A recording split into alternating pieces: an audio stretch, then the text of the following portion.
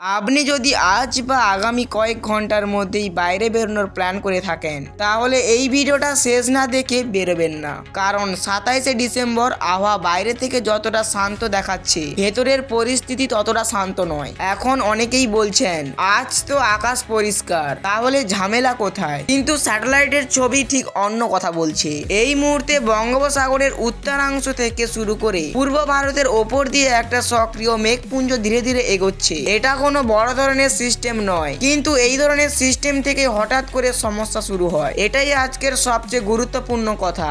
এখন প্রশ্ন হলো এর প্রভাব কোথায় কোথায় পড়বে। প্রথমে দক্ষিণবঙ্গের কথা বলি। কলকাতা, হাওড়া, হুগলি, উত্তর দক্ষিণ 24 পরগনা, নদিয়া এবং মুর্শিদাবাদ এইসব জেলায় আজ আকাশ বেশিরভাগ সময় মেঘলা থাকবে। দুপুরের পর থেকে বিকেলের দিকে হঠাৎ করে হালকা বৃষ্টি শুরু হতে পারে। এই বৃষ্টি খুব লম্বা সময় ধরে চলবে না, কিন্তু অনেক জায়গায় মানুষকে ঝামেলায় ফেলে দেবে।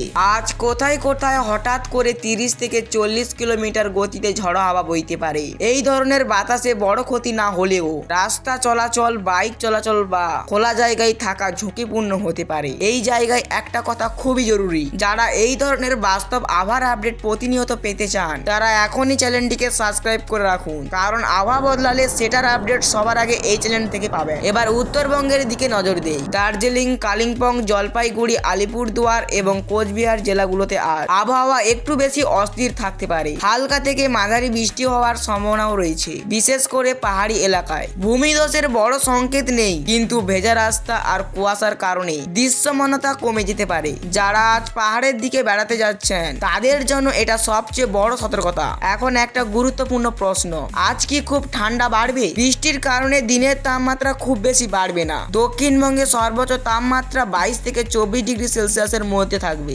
উত্তরবঙ্গে সন্ধ্যার পর ঠান্ডা একটু বেশি অনুভব হবে। উপকূলবর্তী এলাকায় সমুদ্র মোটামুটি স্বাভাবিক থাকবে, তবে দমকা হাওয়া থাকায় মৎস্যজীবীদের সতর্কতা থাকতে বলা হচ্ছে। সবশেষে পরিষ্কার করে বলে দিচ্ছি, 27শে ডিসেম্বর কোনো ভয়ঙ্কর ঝড় বা অতি ভারী বৃষ্টির সংকেত নেই, কিন্তু এটা এখন একটা পুরো দিন যেখানে হঠাৎ পরিবর্তন মানুষকে সমস্যায় ফেলতে পারে। এই জন্যই এই ধরনের আপডেট জানা জরুরি। ভিডিওটা দরকারি মনে হলে শেয়ার করুন, আর যদি চান প্রতিদিন এরকম পরিষ্কার বাড়াবাড়ি ছাড়া আবার রিপোর্ট পেতে চান তাহলে চ্যানেলটিকে সাবস্ক্রাইব করে রাখুন। এই মুহূর্তে এই পর্যন্ত, ধন্যবাদ।